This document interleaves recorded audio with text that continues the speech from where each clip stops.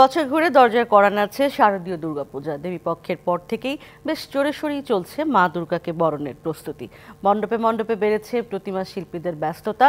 শেষ মুহূর্তে খড় ও মাটির কাজ শেষে চলছে প্রতিমায় রং তুলির কাজ। এদিকে সীমান্ত এলাকাগুলোতে দুর্গাপূজা ঘিরে নিরাপত্তা নিশ্চিতে ব্যাপক প্রস্তুতি নিয়েছে উপজেলা প্রশাসন ও বিজিবি।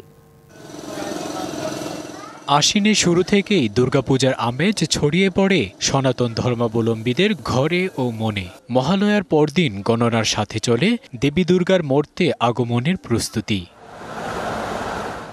বেশিরভাগ জায়গায় প্রতিমা গড়া শেষে চলছে রঙের কাজ। রংতুলির আঁচড়ে প্রতিমা ফুটিয়ে তুলতে ব্যস্ত গোপালগঞ্জের প্রতিমা শিল্পীরা। এবছর জেলায় 1293টি মন্দিরে দুর্গাপূজা অনুষ্ঠিত হবে।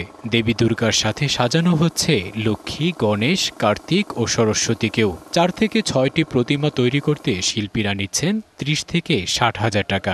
আমরা ঠাকুর বানাই, এবছর একটু কম হয়েছে আর কি, কম হলেও তারপর মায়ের পূজা করতে হবে স্বাভাবিক। আমরা যেভাবে অক্লান্ত পরিশ্রম করছি সেই হিসাবে আমরা মজুরি পাচ্ছি না।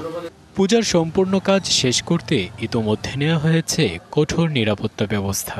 আলোকসজ্জা, প্রসাদ বিতরণ সহ সব ধরনের কার্যক্রমে নিরাপত্তা বাহিনীর পাশাপাশি কাজ করবে নিজস্ব স্বেচ্ছাসেবক।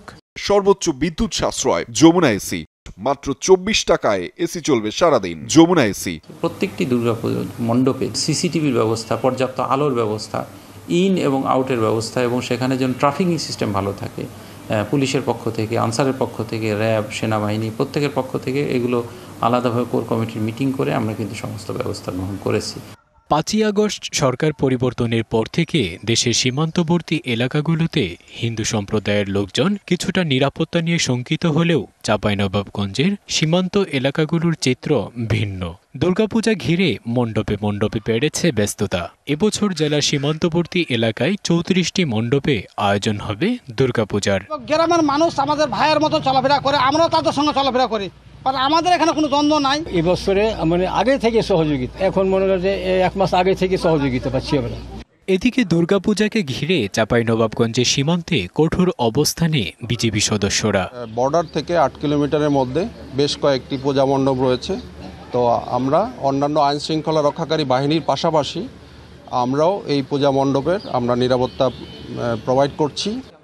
9 অক্টোবর ষষ্ঠী পূজার মধ্য দিয়ে শুরু হবে দুর্গাপূজার মূল আনুষ্ঠানিকতা। 13 অক্টোবর বিজয়া দশমীর মাধ্যমে শেষ হবে শারদীয় দুর্গোৎসব।